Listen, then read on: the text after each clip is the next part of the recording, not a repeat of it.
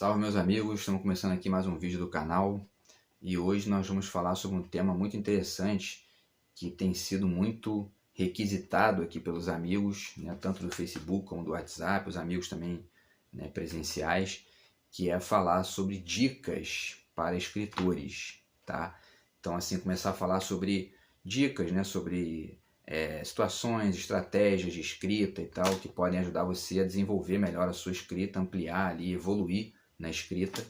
E de certa forma essas dicas também servem para quem é leitor, ou para quem pretende ler mais e tal, para quem pretende ter uma conexão mais profunda com a leitura, né? Garimpar mais coisas da leitura, também é interessante, tá? Então vamos começar a falar aqui sobre isso, né? E fazer alguns vídeos a esse respeito, não necessariamente sequenciais, pode ser quebrado também. A gente faz um hoje, de repente daqui a uma semana faz outro e tal, porque também tem outros temas aqui que a gente vai tratar no canal. Mas com certeza vamos falar mais sobre isso, tá? Então, no vídeo de hoje eu escolhi começar falando sobre a metáfora, tá? Porque sempre que alguém me pergunta, né, eu tenho uma estrada aí de mais de 20 anos na escrita, com produção em quase todos os gêneros, né? Contos, conto, poesia, ensaio, monografia, tem um romance também que eu ainda não publiquei, enfim. Então, sempre que alguém me pergunta, né, qual foi a sua maior descoberta no seu trajeto de escritor, e a resposta é na bucha, a metáfora, tá? Então vamos começar falando hoje sobre a metáfora. E eu dividi aqui o roteirinho do vídeo hoje em dois blocos, né? No primeiro bloco nós vamos conceituar a metáfora, tá? Falar sobre o que é a metáfora no sentido estrito sensu, né? Na gramática, e fazer alguns apontamentos aqui também de alguns livros interessantes que falam a esse respeito, tá?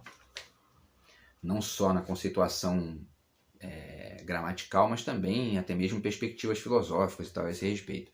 E depois, na segunda parte do vídeo, a gente vai falar sobre alguns exemplos. Vamos dar alguns exemplos de metáforas aqui. E eu escolhi alguns romances aqui, alguns trechinhos de romances, né? Que são muito interessantes. E 2 livros de filosofia e 2 livros de aforismos, tá? De 2 escritores brasileiros muito legais, tá? A gente vai ver aqui, vocês vão ver quem são.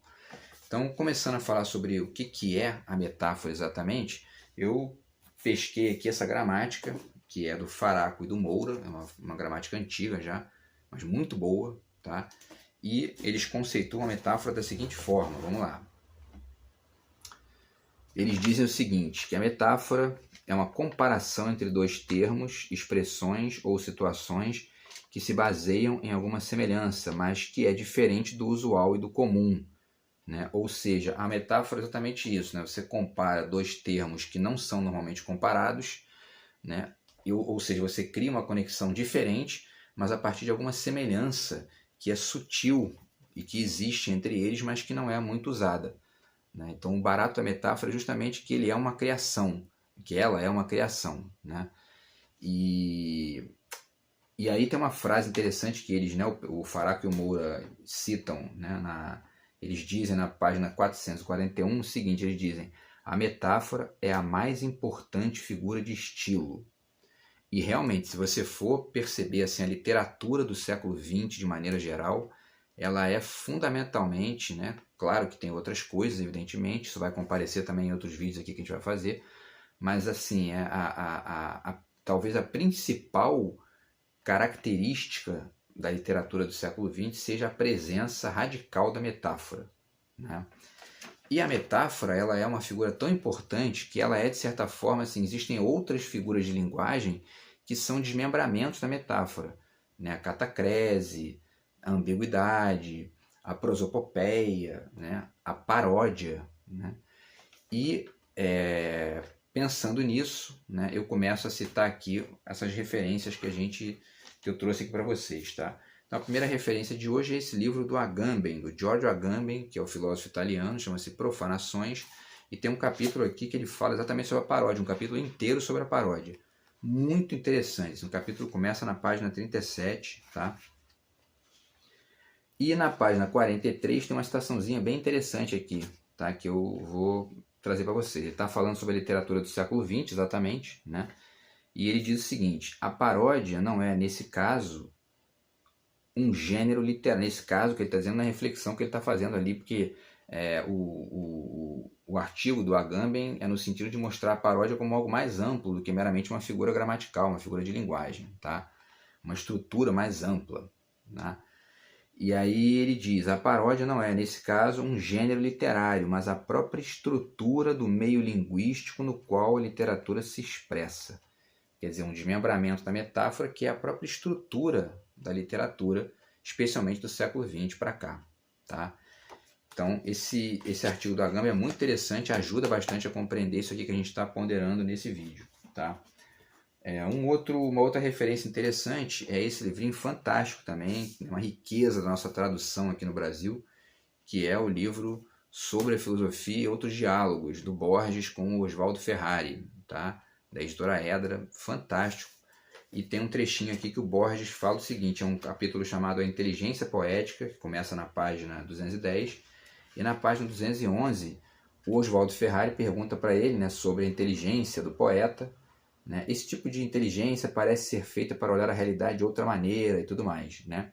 E o Borges concorda, vai falando a respeito, e tem um trecho que diz o seguinte, eu tenho que modificar essa realidade de alguma maneira, e essas diversas modificações se chamam fábula, se chamam conto, relato ou também poema, já que eu diria que tudo que escrevo é autobiográfico, mas nunca de maneira direta, e sim indireta, o que pode ser mais eficaz. Além do mais, se admitirmos a metáfora é um modo indireto de dizer as coisas, e o verso também, e etc. Quer dizer, ele compara a metáfora com o verso da poesia, né? E uma das dicas muito importantes também para um escritor que quer aprofundar a questão da metáfora é ler poesia.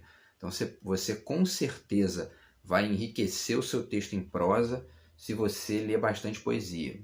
Tá? Um exemplo disso é o Mia Couto, um exemplo assim, é nítido que o Mia Couto é um leitor de poesia e ele joga isso, né, na sua prosa de maneira vigorosa. Tá? Então é uma dica bacana também se você quer entrar em contato com as metáforas de maneira mais ampla. Eu nem vou citar exemplo de poesia aqui porque são inesgotáveis. A gente pode fazer só um vídeo sobre isso, falando sobre as metáforas na poesia. Tá? Tanto é que os exemplos que eu trouxe aqui são todos em literatura em prosa, para ficar, né, evidente essa utilização da metáfora na prosa.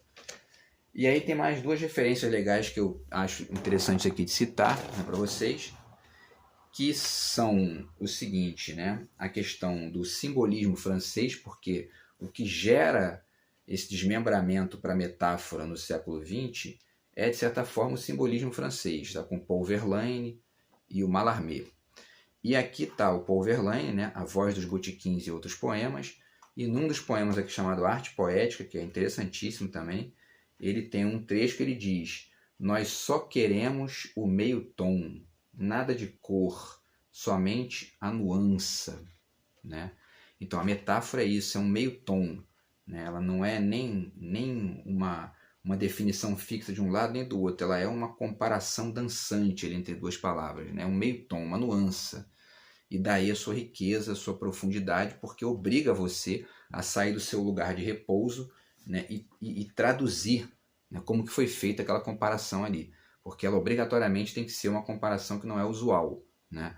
Porque as metáforas que acabam sendo usuais, que acabam ficando gastas, elas ganham outro nome, ela vira um clichê, ela vira um chavão, né? Então dizer, por exemplo, né, o chefe era a pedra no sapato do João, entendeu? Quer dizer, essa pedra no sapato como metáfora para obstáculo já está muito gasta, né? É um clichê, né?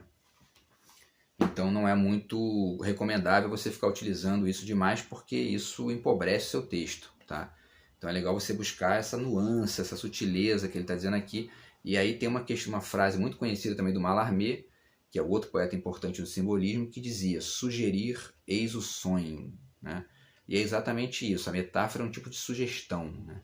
Você sugere ali uma coisa que a pessoa tem que traduzir, né?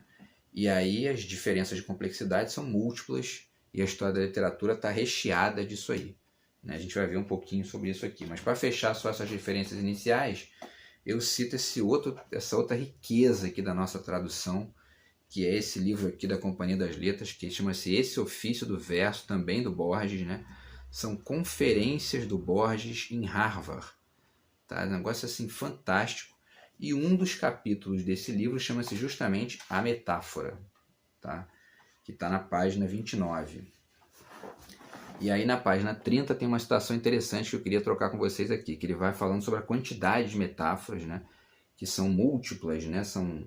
Se aceitarmos, aí ele fala, se aceitarmos a cifra de 10.000 e se pensarmos que todas as metáforas são feitas pelo encadeamento de duas coisas diversas, então tivéssemos tempo suficiente, poderíamos formular uma soma quase inacreditável de possíveis metáforas.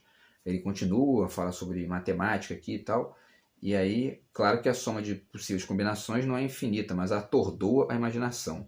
Assim, podemos ser levados a pensar, por que diabos os poetas pelo mundo afora e pelos tempos afora haveriam de usar as mesmas metáforas surradas quando há tantas combinações possíveis, né?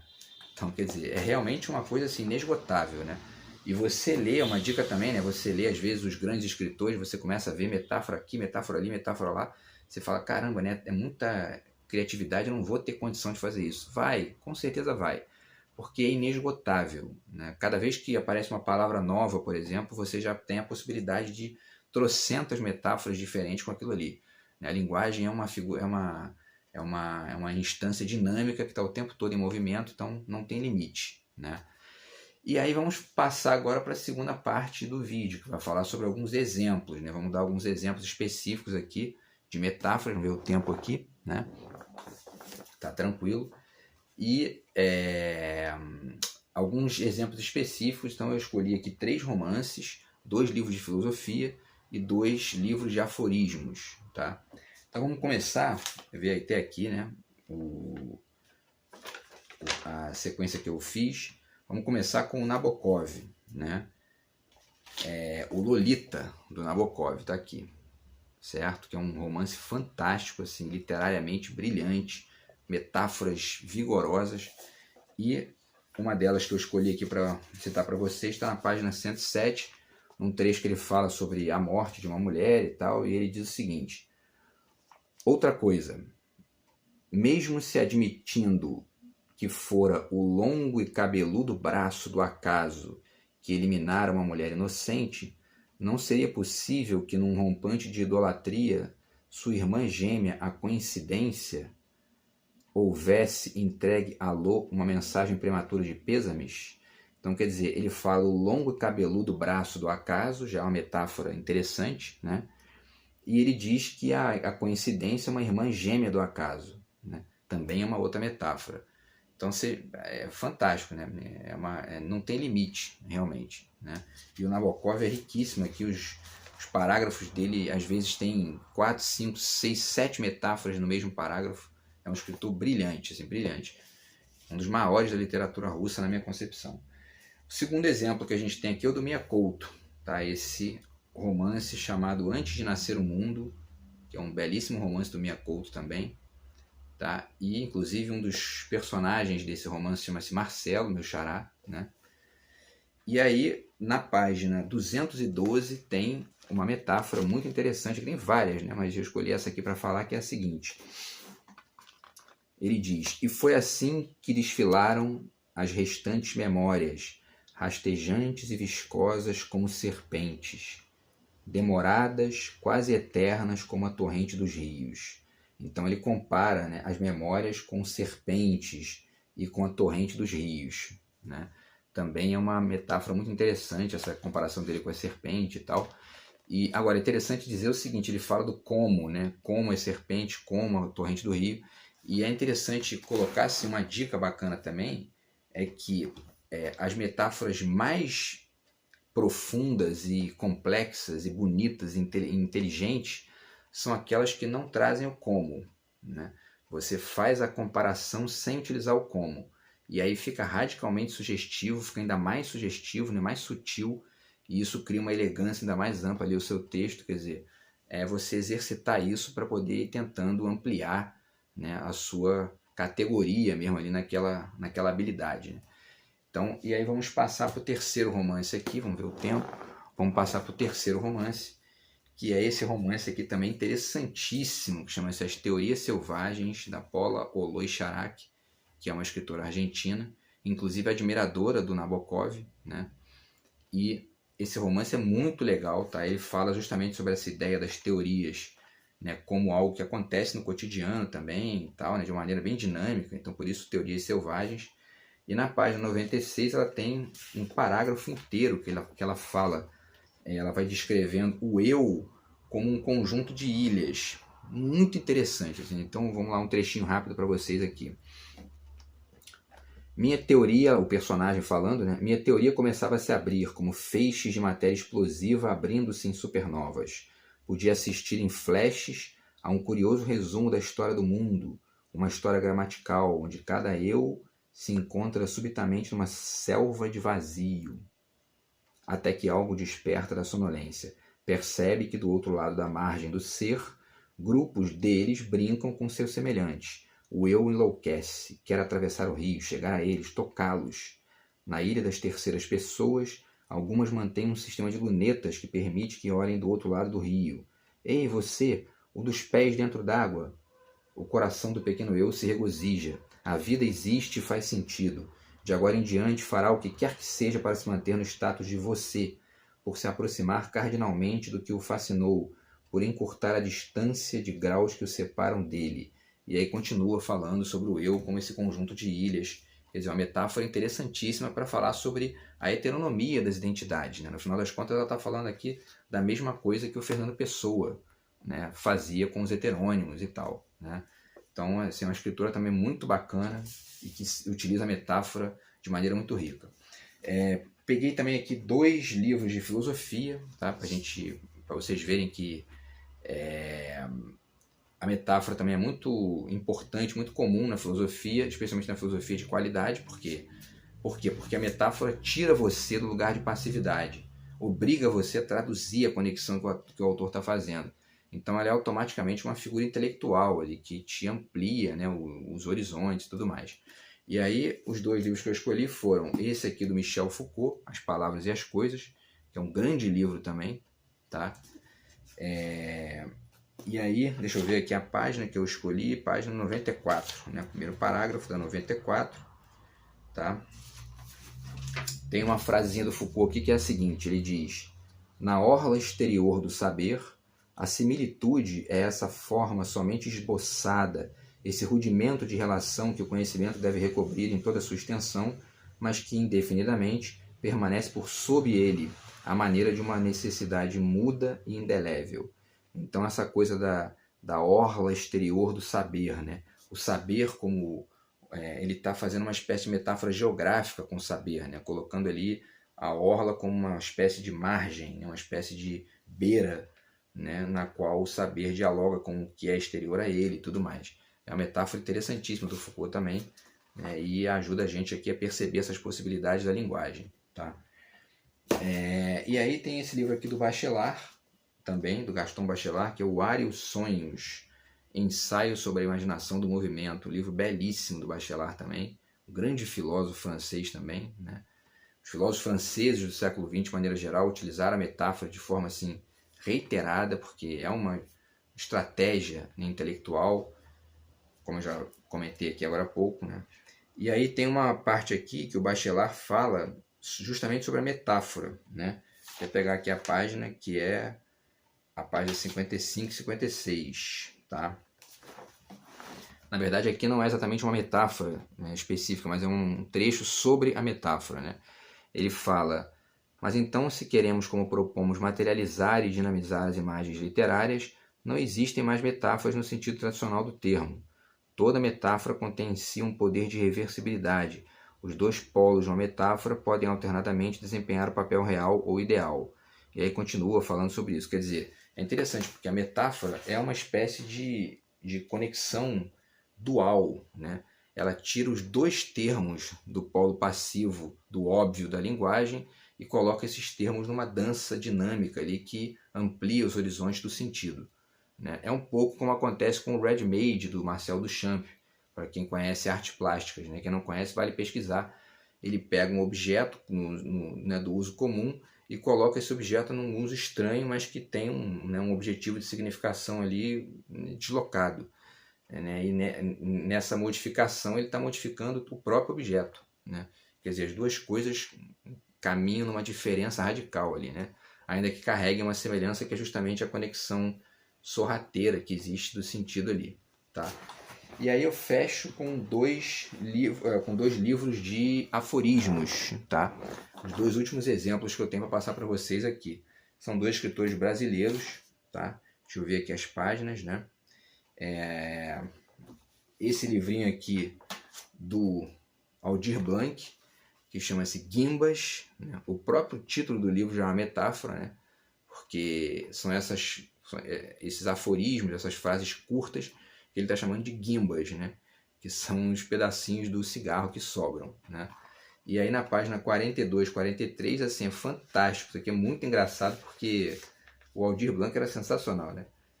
E ele fala dos bispos evangélicos, né? Que, enfim, essa coisa do mercado, da fé, né? E tal.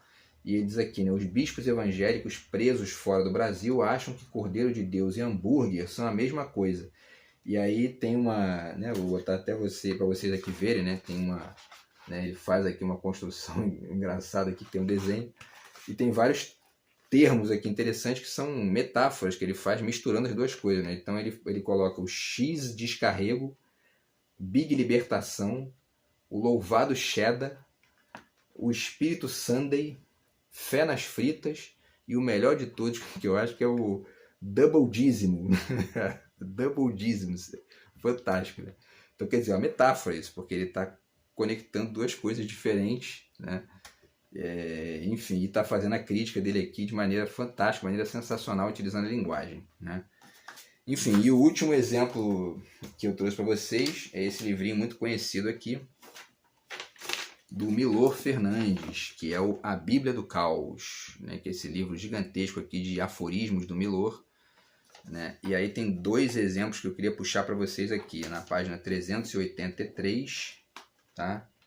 383, vamos lá, que é uma frasezinha que diz assim: multinacional é a pátria dos que não tem nenhuma, né?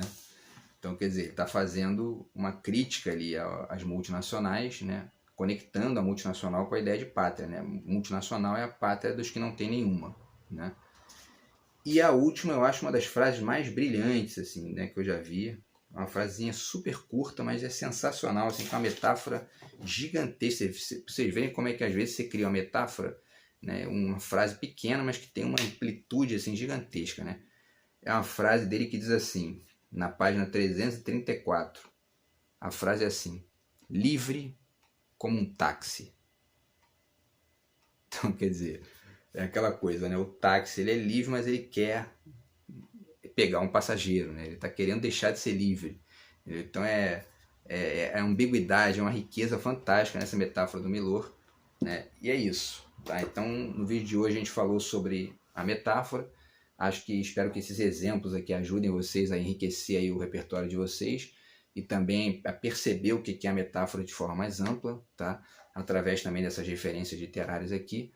E a gente vai fazer mais vídeos com certeza falando de outras dicas aqui sobre, né, a escrita e o processo criativo aqui também. Beleza? Então isso também ajuda na leitura da gente a enriquecer aqui o repertório para perceber de maneira intelectiva, de forma mais ampla aqui as ideias. Tá bom? Então é isso, pessoal. Espero que vocês tenham gostado aí e a gente se vê no próximo vídeo. Beleza? Grande abraço aí e até a próxima. Valeu!